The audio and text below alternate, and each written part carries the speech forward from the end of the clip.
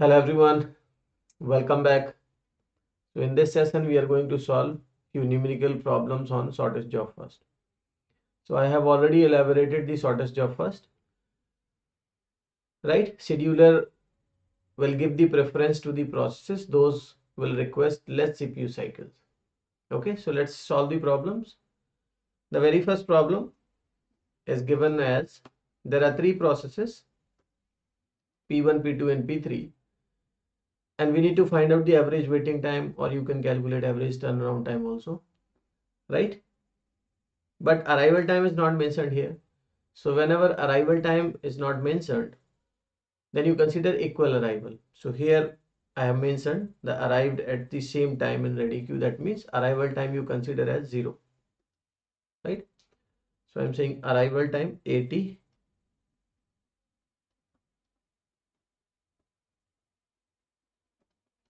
Consider every process arrived at 0 moment of time. So let's draw the Gantt chart for this situation. The Gantt chart will look like this. There are only three processes. So at time t0, like this, you start at time t0. If all three are in the ready queue, then the scheduler will give the preference to P3 because P3 is requesting less number of cycles. So P3 will be scheduled here. But this P3 will be scheduled for 2 unit of time. So let's say here I consider it as 2 unit of time. So it will be scheduled till this. Now after P3 finishes its execution, then out of P1 and P2, P2 requesting less CPU cycles. So next preference goes to P2. So here the P2 will be scheduled and P2 will execute for next 5 unit of cycles. So from 2 to 7, P2 will be executing. Now after P2 finishes, there is only one process in ready queue. So after that P1 will be scheduled and that P1 will take 10 cycles, so it will end up by 17.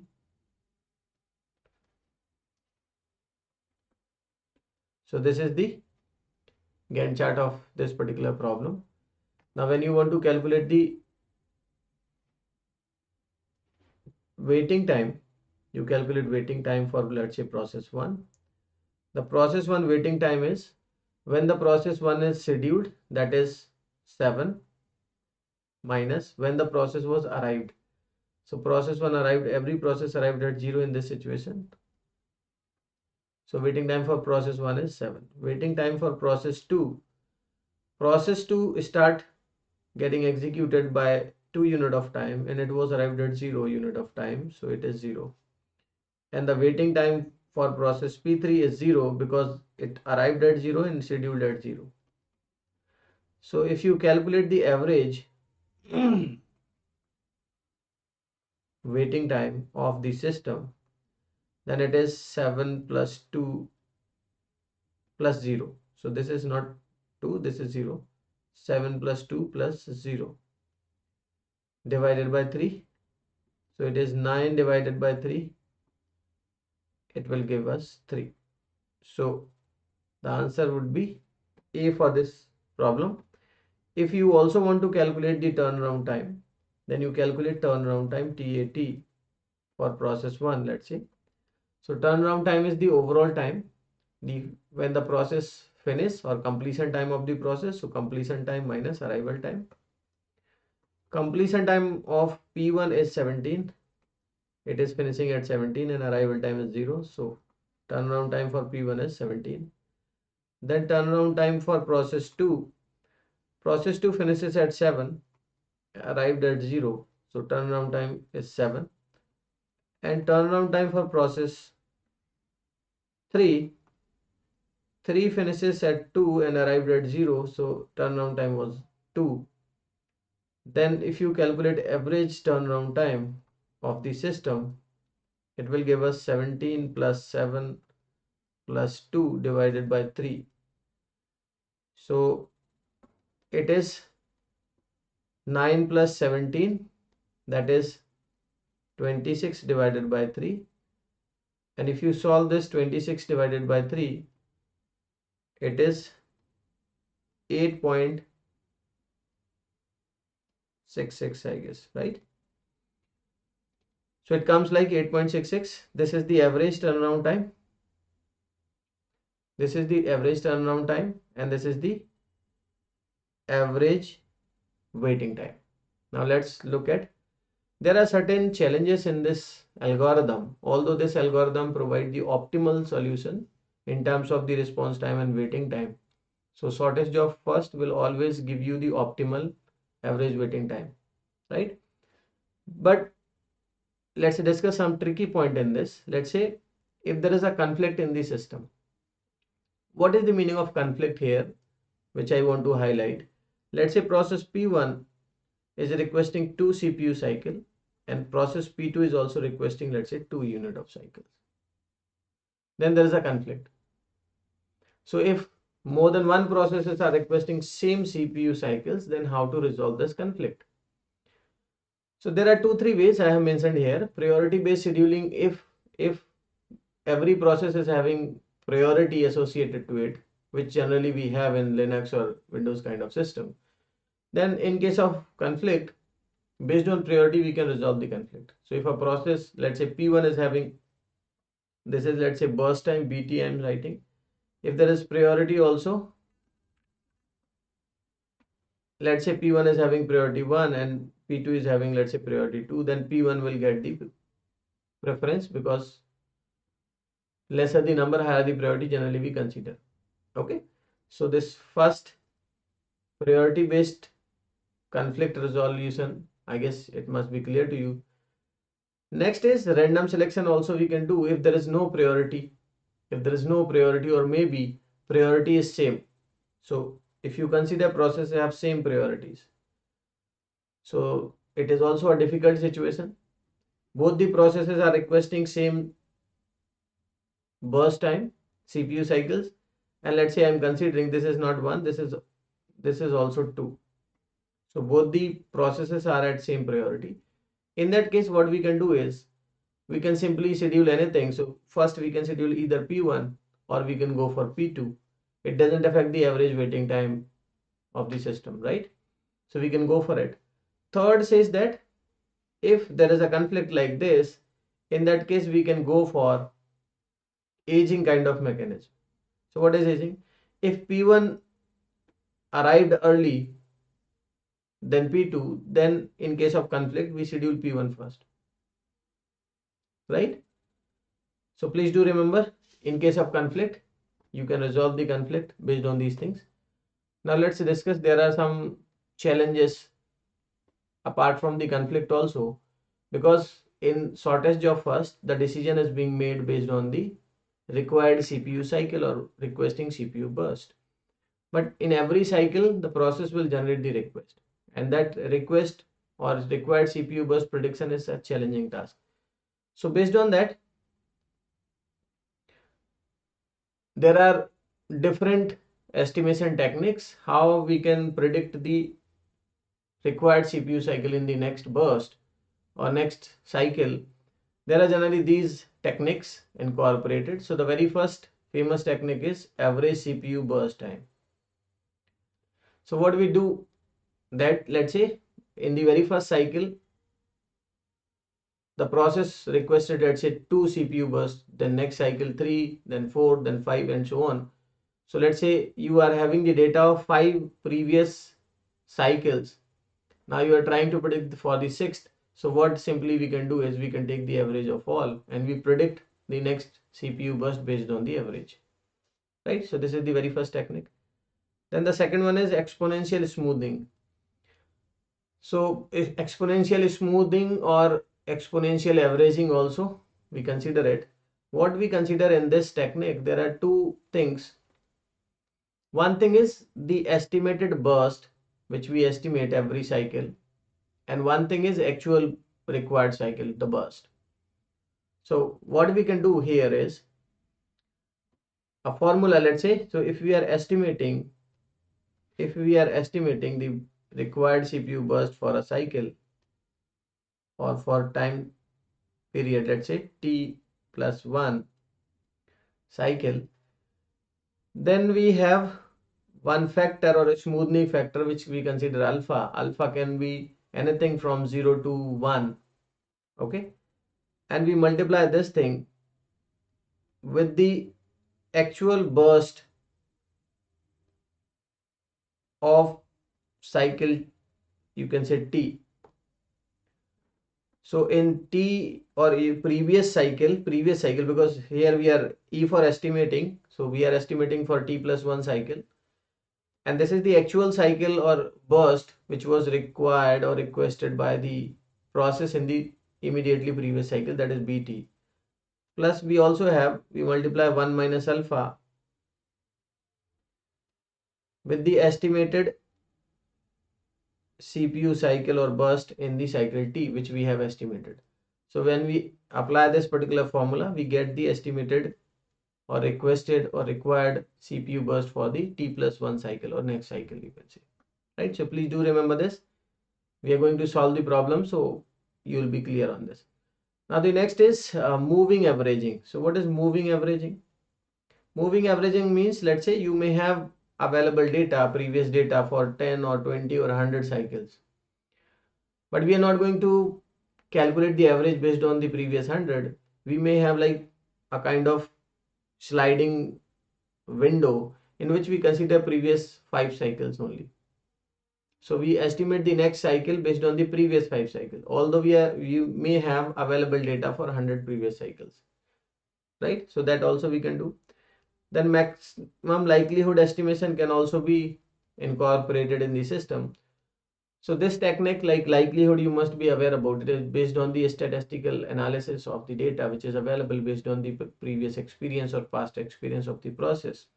Based on that, the next required cycle can be predicted, right? Then guess and check. Guess and check is incorporate the process nature. So based on the nature of the process, we estimate or guess the required CPU cycle. But these techniques we use very rarely. Generally we use either first or second, right? And then user input. So if we don't have any clue about how many cycles can be requested by the process in the next cycle, we can ask the user to enter the estimated value, and based on that we can give the priority to the process, right? So let's solve few problems to have better clarity on these points. Take up this question. So here we will be calculating the estimated cycle in the next burst based on the average CPU burst time, right? So consider a system that uses SGF scheduling and has the following data on the past CPU burst time of a process. So 10 millisecond, 20, 30, 40 and 50 millisecond is given the previous 5 cycles. So this is first cycle, second, third, fifth and fifth cycle. What is the estimated CPU burst for the next execution of the process based on average CPU burst time? So when it comes to average, we need to add all these and divide by, there are 5 cycles are available, so divided by 5. So based on that, you can find out the value. So 10 plus 20, if you add 30, 30 plus 30, 60 plus 40, 100, 100 plus 50, 150. 150 divided by 5. So the answer will be 30, right? So I hope it is clear, right? So this is averaging. Based on the previously estimated cycles, we are concluding the next one. Okay, this may be accurate or may not be accurate, but this is the technique. The next question solve. Consider a system that uses the SGF scheduling and has the following data on the past CPU burst, like the same data I have taken 10, 20, 30, 40 and 50 millicycles. Okay, so you consider this is the very first cycle in which it is given the required or CPU burst, then third cycle, fourth cycle and fifth cycle. Okay, so these are the actual CPU cycles consumed by the process in the previous 5 cycles. Now with a value of 0.7, so this is the value of, let's say, smoothing factor, that is alpha. So alpha is having value 0.7. What is the estimated CPU burst time for the next execution of the process based on exponential smoothing or exponential averaging, you can say. So what is the formula? You remember that I have written the solution for this, so you check it. The formula I have already told you, that estimated cycles or CPU burst for t plus 1 cycle is equal to the smoothing factor alpha multiplied by actual cycle which has been consumed in the previous period by the process, that is bt, plus 1 minus alpha multiplied by estimated of the previous cycle, right? So if we consider very first cycle, because previously we haven't estimated anything, so the estimated value you can consider for initial cycle 1 is 0. So estimated value for the first cycle is 0. First cycle will have only the exact CPU cycles, we get to know that. So that is 10. First cycle consumed CPU burst was 10 and estimated was 0. So based on this particular thing, so for first cycle B1, I would say the required cycle was 10 or consumed cycle was 10 and estimated was 0 because we haven't estimated the very first time. So if you estimate the value for second cycle, we use this alpha as 0.7. B1 we have actual cycle consumed, that 10, plus 1 minus alpha multiplied by estimated of 1, that is 0. So this portion will become 0, this portion will become 0, and this will become 7. So this is the value 7. So estimated cycles for cycle 2 is 7. Now calculate for 3. So again the same formula for 3, the factor is same 0.7, the factor is same 0.7, and actual consumed cycle is given 20 milliseconds, so 20 plus 1 minus alpha will give you 0.3, and the calculated value which we have calculated here 7, it is this. So it is the estimated value of cycle 2. The required CPU burst in cycle 2 was 7. So it will give us 17, it will give us 14. So whether it is coming as, so let me solve it. So it is giving 14 plus this. So this is not 17 actually. This calculation is wrong. So this will give us 16.1. So if we round up this, then we will get 17, otherwise 16.1 exact value, right? So I hope you can get it easily. Then in fourth cycle, if you estimate, so it is 0.7 multiplied by 30, because third cycle it is given like 30 milliseconds of time required. Then this is 1 minus alpha, and you must be multiplying with 16.1. If you are doing it rounding up, that means 17. Okay, so if you do this, it will give you how much? It is 21 plus 5.1. So it is somewhere, it will give you 26 around. Okay, so this calculation is not correct here. If you want to do the exact calculation, you can do it, so don't worry for this. So let's say you can give here 26.1, right, like this. And similarly you can fill the values here. So this is the factor, smoothing factor, 40 is the required cycle in fourth cycle. This is 1 minus alpha, and it should be 26, or the value which you have calculated, and you multiply. Based on that you will get a value. So you will get here 28 plus 7.5. So it will give 35.5, right? So it is when it comes like 35.5. Then if you calculate for the last, like this was the fifth estimate, so we need to estimate for sixth cycle. So sixth, like this is alpha multiplied by the actual required cycle in fifth, and 1 minus alpha multiplied by, let's say this is 35.5, so you can have 35.5 instead this 33, and you can calculate this value easily. So this will give you 35 plus this will give you